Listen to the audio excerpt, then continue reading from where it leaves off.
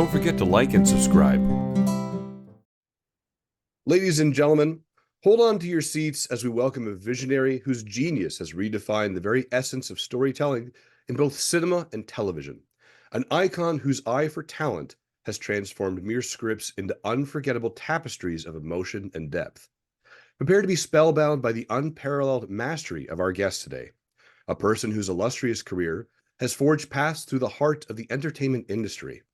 Across decades, she has wielded her talent, leaving an indelible mark on the world of casting direction.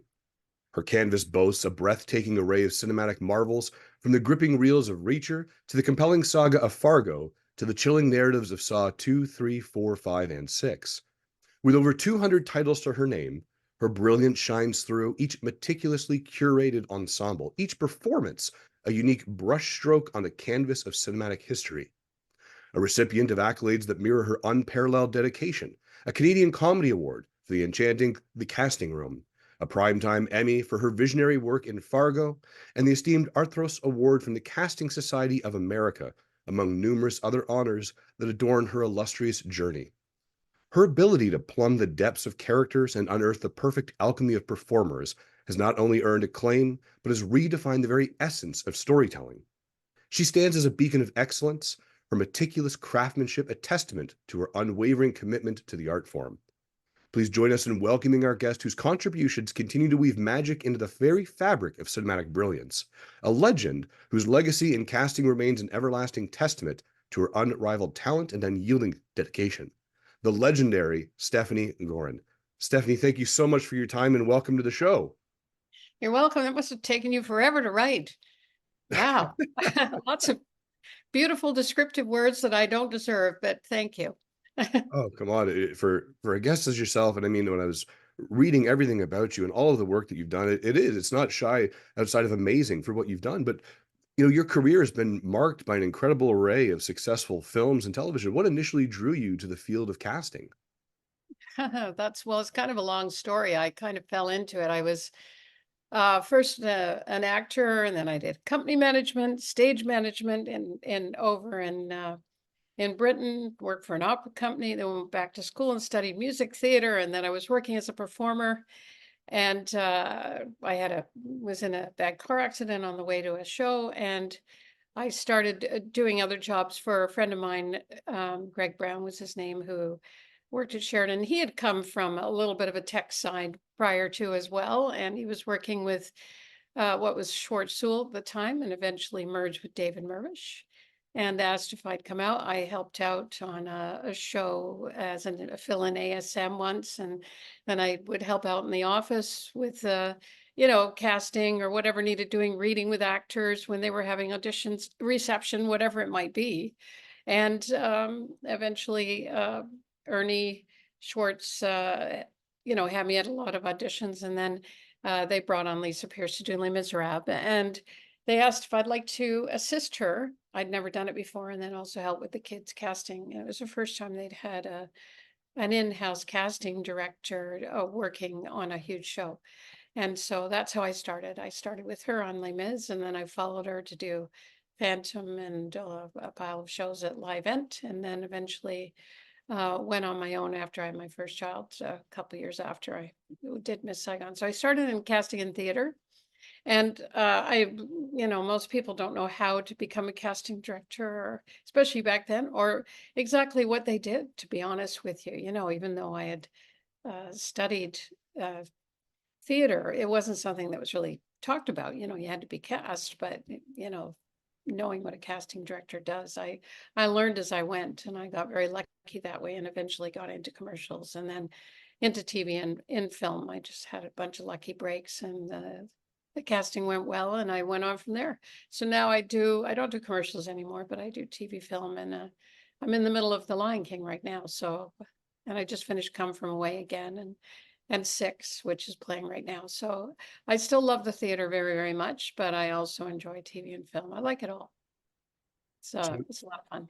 so what initially drew you to these big bright lights of the stage when you started out as an actress? Same as ever. Well, I came from a very small town, so I, my parents would take me to the theater all the time. So I did a lot of the amateur theater shows, and I took drama in high school, and then I did a year at Ryerson, and then I went off to Britain and I auditioned over there, and I got very lucky. My first week there, I got an ASM and acting contract and worked in Northern Ireland for 4 months, and then I worked with the Welsh National Opera as an ASM because I could read music. I had grade 8 piano at the time, so, and I interviewed and got that job.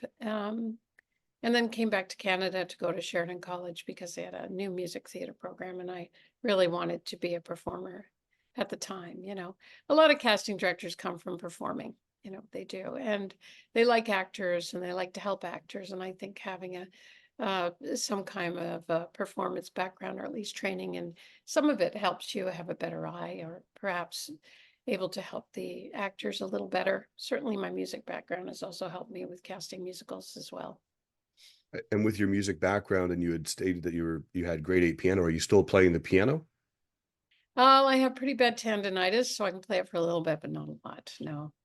And with the arrival of kids and also balancing a business at the same time, yeah, I don't play as well as I used to.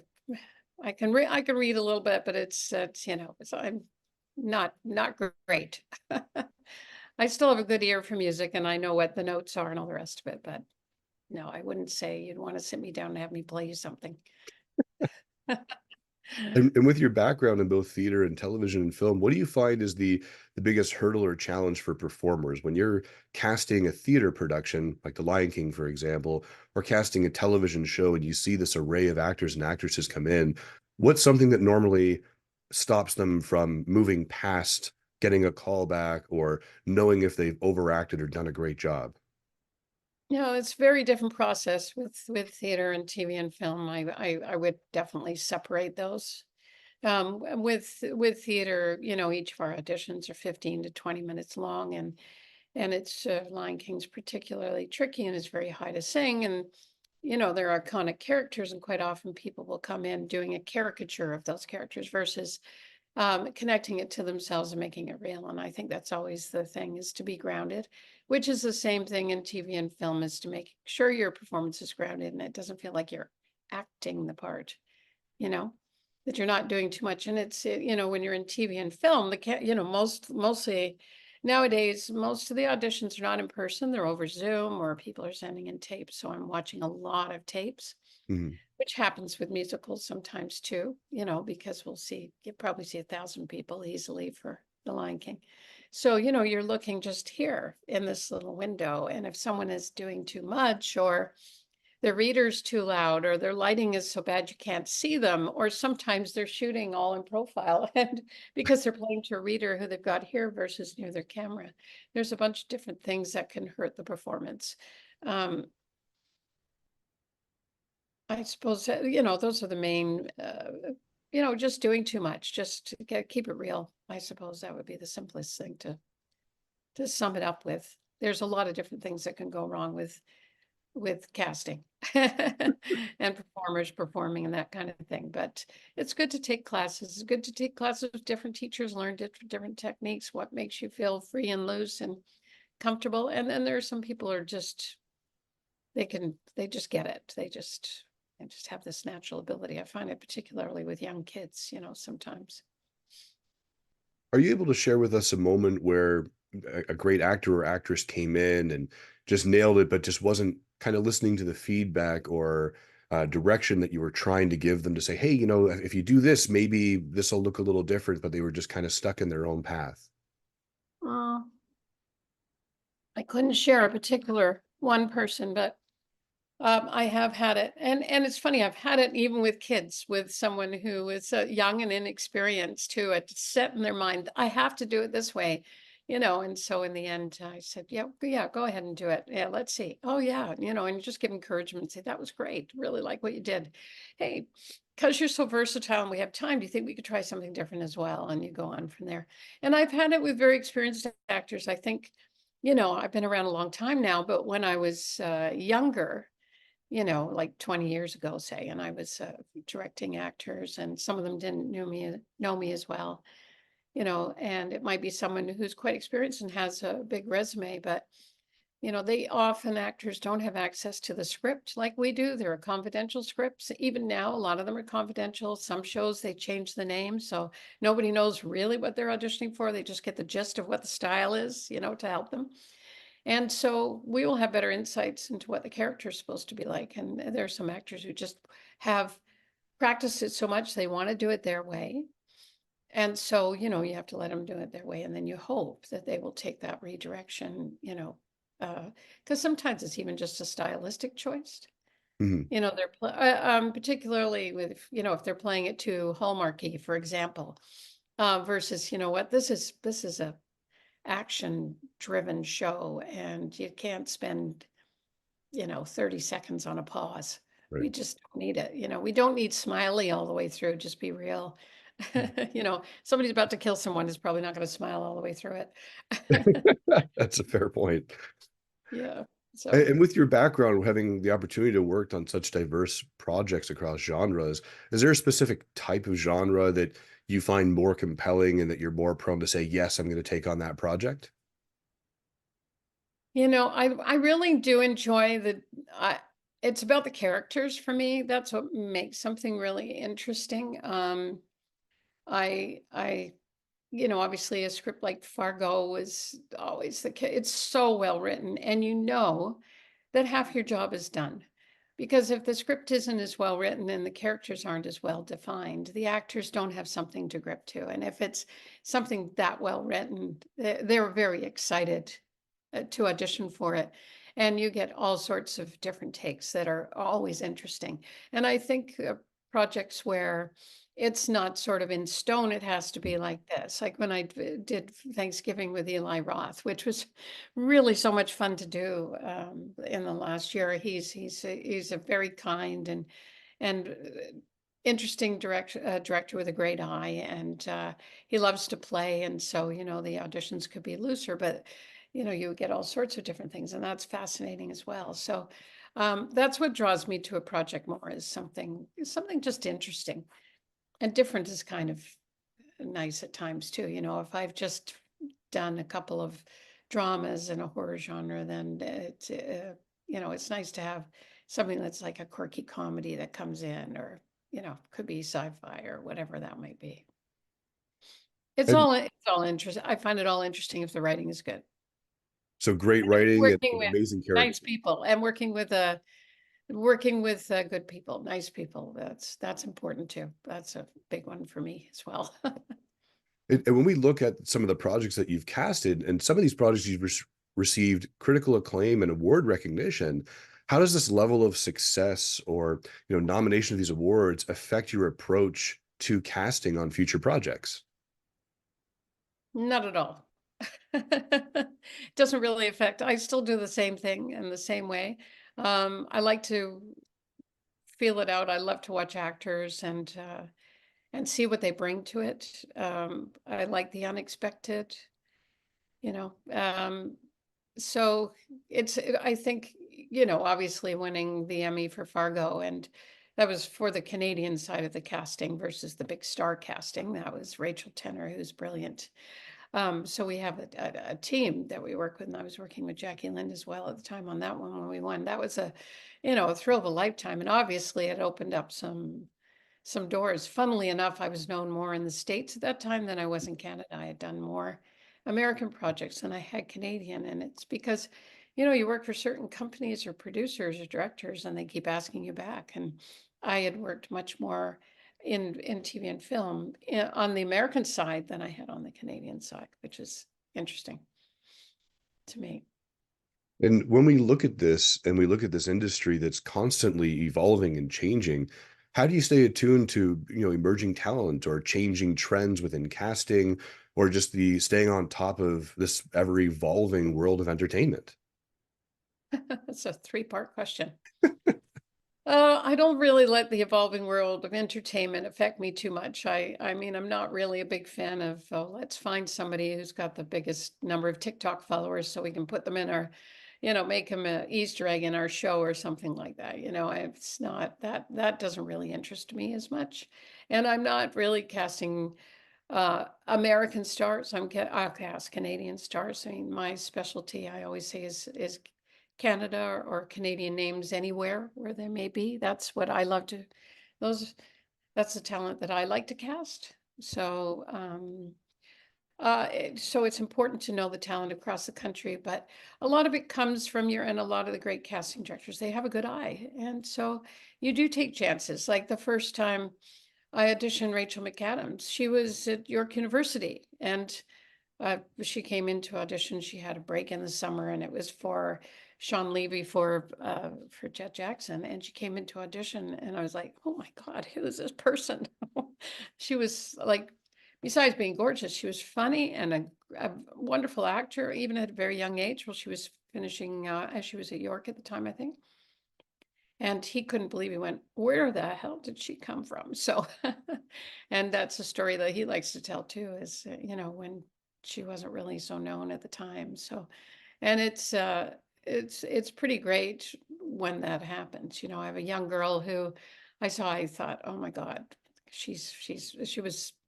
First time I saw her doing a little acting was when she was 3, and I just said to the parents, wait till she's 6.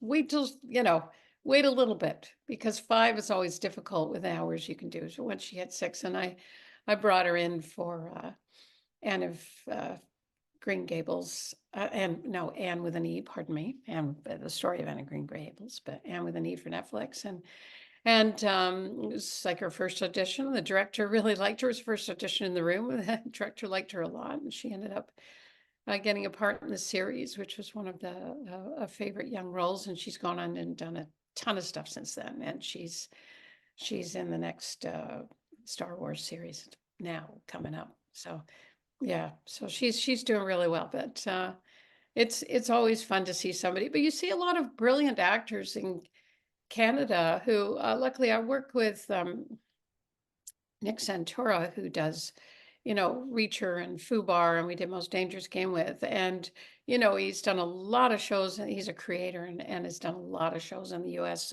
I think tons, but Prison Break was one of the last ones. But he has a great eye for wonderful characters, and he doesn't care if this person doesn't have a big name or not. And that's great. So it's great when you suddenly go, "Oh my God, this character is so good." And I've been watching the next season that's just come out, Mm. and watching these Canadian actors in these parts, and they're every bit as good as their American counterparts. And I love seeing that. We have great talent in this country, and it's wonderful when they get a shot. When we were doing Porsche's, they said the same thing to me. We and tutors, we don't care if the person has a name or not.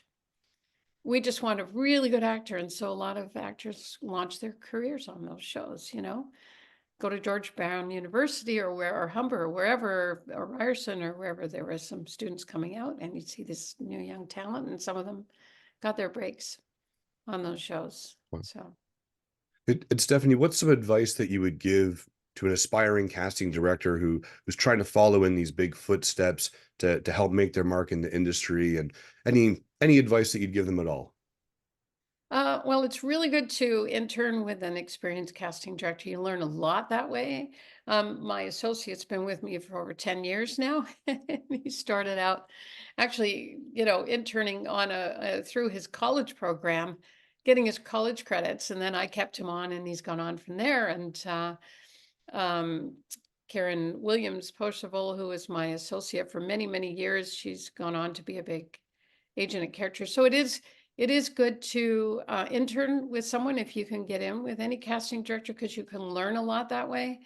I think it's good to monitor or take some acting classes as well to learn that sort of thing. And I think it's also good to work in different offices, like try to experience what it's like to cast for TV and for film and for theater and for commercials, and see where you feel you fit best.